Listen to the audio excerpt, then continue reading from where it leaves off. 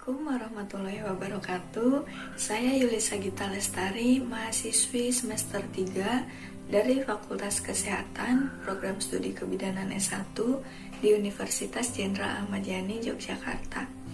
Di video kali ini, saya akan mempraktikkan penyuluhan kepada masyarakat mengenai persiapan ibu untuk menghadapi persalinan. Di antaranya ada apa sih persalinan itu, lalu macam-macam dan metode persalinan, dan yang terakhir apa saja yang perlu dipersiapkan ibu untuk menghadapi persalinan nanti. Selamat menyaksikan. Assalamualaikum warahmatullahi wabarakatuh. Waalaikumsalam warahmatullahi wabarakatuh. Saya Yulisa Gita Lestari, mahasiswa dari Fakultas Kesehatan, Program Studi Kebidanan S1 di Universitas Jenderal Ahmad Yani, Yogyakarta. Di sini saya akan melakukan penyuluhan yang bertema persalinan, yang judulnya persiapan ibu dalam menghadapi persalinan. Dalam beberapa menit ke depan, saya akan menjelaskan tentang apa itu persalinan, macam-macam dan metode persalinan, dan juga apa saja yang perlu dipersiapkan ibu untuk menghadapi persalinan. Nah, yang pertama, persalinan. Apa itu persalinan? Jadi persalinan merupakan proses di mana bayi, plasenta, dan selaput ketubang itu keluar dari uterus ibu. Uterus itu rahim.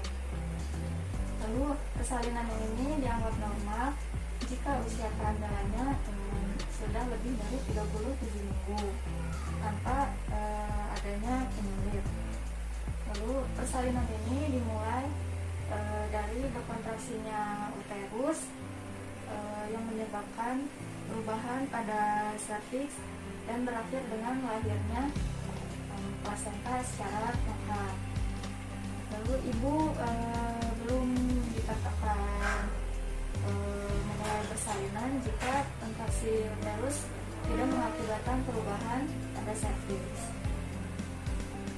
Nah, ini serviks. Jadi jika uterus berkontraksi, nanti serviks akan melebar. Jadi bayi nanti akan melewati serviks dan keluar ke melalui vagina. Lalu selanjutnya ada macam-macam dan metode persalinan. Yang pertama ada persalinan normal. Persalinan normal ini merupakan proses melahirkan bayi dari uterus menuju melalui lubang vagina. Proses ini biasanya berlangsung selama 12-24 jam sejak awal pembukaan. Selanjutnya ada persalinan sesar. Persalinan ini merupakan jenis persalinan yang melakukan pemberian sayatan pada perut rahim ibu untuk mengeluarkan bayinya. Biasanya yang dilakukan sesar ini biasanya bayi yang susah atau tidak ibu yang sudah kelelahan berjam-jam mengejar. Lalu selanjutnya ada persalinan normal setelah sesar atau vaginal birth after cesarean. Persalinan ini bisa saja dilakukan, namun tetap ada resikonya. Biasanya persalinan ini bisa dilakukan jika jahitan si bekas sesar itu vertikal ke bawah. Itu bisa dilakukan persalinan jenis ini. Lalu ada home birth atau persalinan yang dilakukan di rumah. Itu juga termasuk bisa beresiko terjadi hal yang tidak diinginkan, karena di rumah tidak alat-alat kesehatannya tidak selengkap di rumah sakit. Jadi bisa saja ada risiko yang terjadi. Lalu selanjutnya ada water birth. Metode persalinan ini sama saja seperti persalinan normal, hanya saja dilakukannya di dalam air. Jadi seperti menggunakan kolam apa itu namanya ya, bekak, atau yang untuk berenang anak-anak itu diisi oleh air hangat, lalu ibunya berendam di dalam situ dan melahirkan di dalam situ. Tujuannya supaya merelaksasi ibunya karena menggunakan air hangat itu tadi. Selanjutnya ada hypnobirth, yaitu proses persalinan yang menggunakan metode hipnosis dan teknik relaksasi. Jadi nanti saat akan melahirkan, ibu itu akan diperlihatkan video atau musik-musik yang tujuannya untuk merelaksasikan ibunya agar tidak ketakutan atau cemas atau tidak tegang, dan mengurangi rasa sakit saat melahirkan. Nah, selanjutnya ada persiapan-persiapan ibu untuk menghadapi persalinan. Yang pertama ada mencari tahu informasi seputar proses persalinan. Ini juga sangat penting, apalagi untuk ibu yang baru pertama hamil ya, atau melahirkan. Penting untuk mencari informasi-informasi, bisa di website-website yang terpercaya, bisa di buku-buku, bisa tanya ke dokter atau ke bidan-bidan. Lalu selanjutnya ada menyisihkan waktu untuk me time, yaitu untuk memanjakan diri, jadi supaya tidak stres, bisa mengikuti kelas prenatal, melakukan senam kehamilan, atau bisa memanjakan diri datang ke spa atau ke salon supaya rileks tubuhnya dan pikirannya. Lalu ada menyiapkan kebutuhan bayi dan perlengkapan lainnya. Ini juga sangat penting ya, dipersiapkan jauh-jauh hari sebelum melakukan persalinan. Kebutuhan bayi, lalu perlengkapan ibunya juga, seperti baju-baju bayi, popok bayi, kain untuk membedong, sarung tangan bayi, sepatu bisa, mainan bisa, stroller, dan box tidur bayi. Lalu ada persiapan ruangan bayi di rumah. Ini juga penting.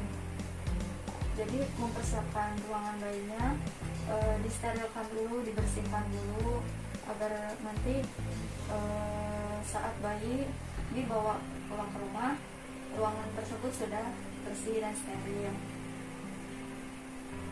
Lalu ada persiapan perlengkapan tas bersalin dan setelah melahirkan.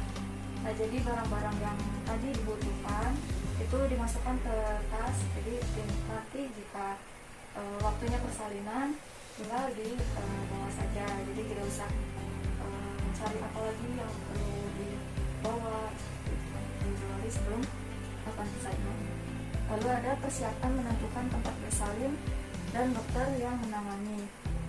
Nah, ini juga penting ya. Jadi ibu sudah menentukan di mana ia akan bersalin, siapa dokter yang akan menanganinya, sudah harus tahu jauh-jauh hari sebelum persalinan berlangsung. Dan juga tidak lupa ibu juga menyusun rencana cadangan, supaya jika misalnya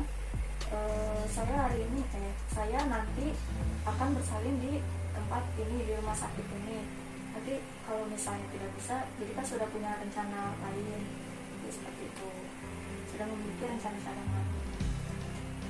Selanjutnya memilih metode persalinan. Yang itu tadi ya, yang bisa persalinan normal, sesar, home birth, water birth, dan hypnobirth. Itu juga ibu bisa memilih akan melakukan persalinan yang mana. Lalu ini juga tidak kalah penting ya, menjaga daya tahan tubuh, karena persalinan kan membutuhkan energi yang besar ya.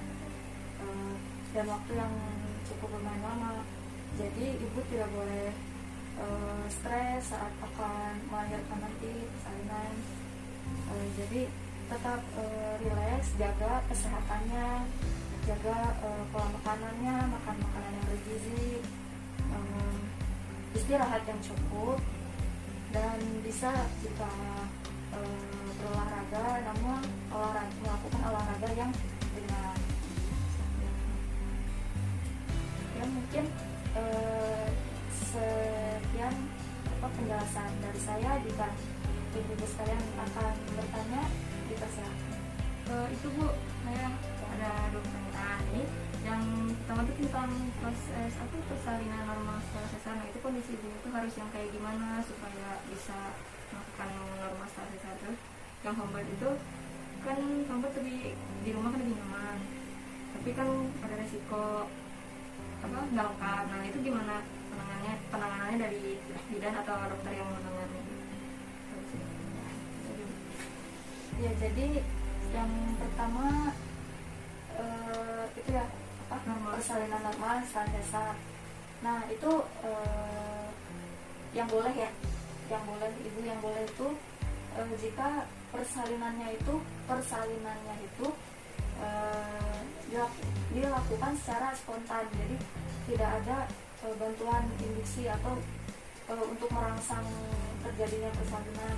Itu tidak boleh harusnya yang spontan, tidak boleh yang dibantu oleh induksi alat itu tadi untuk merangsang persalinan. Yang tidak boleh juga yang tadi vertikal jahitannya vertikal ke bawah. Lalu boleh dilakukan jika pas sesar yang pertama itu 18 bulan lebih sebelumnya. Jaraknya dari sesar yang pertama itu. Terus juga kalau baru di sesar sekali itu boleh, kalau misalnya udah 2 kali itu tidak boleh melakukan persalinan normal setelah sesar. Lalu yang kedua homebirth ya, itu sebaiknya untuk mencegah hal-hal yang tidak diinginkan itu harus tenaga kesehatannya itu harus yang sudah ahli. Jadi tidak akan terjadi hal-hal yang tidak diinginkan seperti itu. Jadi harus dengan tenaga kesehatan yang ahli, yang sudah berpengalaman seperti itu. Sudah puas kan jawabannya? Apa ada pertanyaan lagi? Enggak Bu, cukup. Ibu? Ya, ini cukup. Ya, mungkin cukup sekian penyuluhan dari saya. Mohon maaf jika ada kata-kata yang kurang berkenan. Saya cukupkan sekian. Wassalamualaikum warahmatullahi wabarakatuh. Waalaikumsalam warahmatullahi wabarakatuh. Terima kasih Ibu.